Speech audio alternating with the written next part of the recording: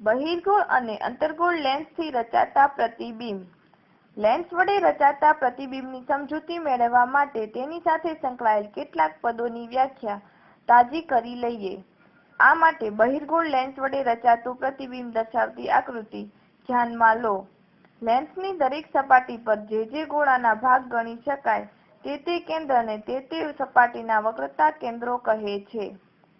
વક્રતા ત્રિજ્યા capital R. લેન્સની વક્ર સપાટી જે ગોળાના ભાગ રૂપે હોય તેવા ગોળાની ત્રિજ્યાને લેન્સની તે સપાટીઓની વક્રતા ત્રિજ્યા કહે છે. બે સપાટીઓની વક્રતા ત્રિજ્યાઓને R1 અને R2 વડે દર્શાવવામાં આવે છે. લેન્સનો મુખ્ય અક્ષ.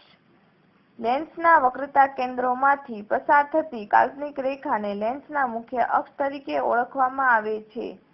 પ્રકાશીય કેન્દ્ર. લેન્સના મુખ્ય અક્ષ પર આવેલ લેન્સના કેન્દ્રને તેનું પ્રકાશીય કેન્દ્ર કહે છે. તેને કેપિટલ O વડે દર્શાવવામાં આવે છે. મુખ્ય કેન્દ્ર.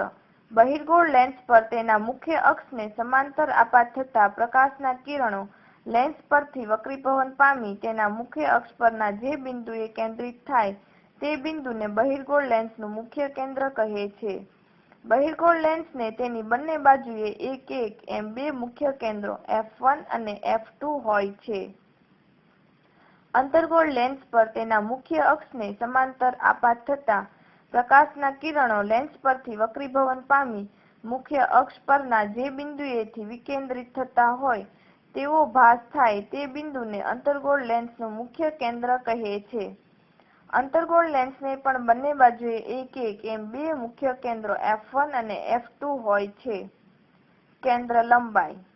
લેન્સના પ્રકાશીય કેન્દ્ર O અને મુખ્ય કેન્દ્ર F વચ્ચેના અંતરને લેન્સની કેન્દ્ર લંબાઈ કહે છે, જેને સ્મોલ f વડે દર્શાવાય છે. ગોલીય લેન્સ વડે રચાતા પ્રતિબિંબના સ્થાન નક્કી કરવા માટે વસ્તુ બિંદુમાંથી આવતા કિરણોમાંથી નીચે મુજબ કોઈ પણ બે કિરણો લઈ કિરણાકૃતિ દોરવામાં આવે છે. વસ્તુમાંથી મુખ્ય અક્ષને સમાંતર નીકળતું કિરણ બહિર્ગોળ લેન્સ દ્વારા વક્રીભવન પામી બીજી બાજુએ રહેલા મુખ્ય કેન્દ્ર F2 માંથી પસાર થાય છે. અંતર્ગોળ લેન્સના કિસ્સામાં લેન્સની વસ્તુ તરફની બાજુએ મુખ્ય કેન્દ્ર F1 પરથી આ કિરણ વિકેન્દ્રિત થતું હોય તેવો ભાસ થાય છે. લેન્સના મુખ્ય કેન્દ્રમાંથી પસાર થતું કિરણ બહિર્ગોળ લેન્સ વડે વક્રીભવન પામી મુખ્ય અક્ષની સમાંતર દિશામાં નિર્ગમન પામે છે. અંતર્ગોળ લેન્સના મુખ્ય કેન્દ્ર F2 આગળ મળતું હોય તેવો ભાસ થતું કિરણ વક્રીભવન બાદ મુખ્ય અક્ષની સમાંતર દિશામાં વક્રીભવન પામે છે. બહિર્ગોળ અથવા અંતર્ગોળ લેન્સના પ્રકાશીય કેન્દ્રમાંથી પસાર થતું કિરણ કોઈ પણ પ્રકારના વિચલન પામ્યા સિવાય નિર્ગમન પામે છે.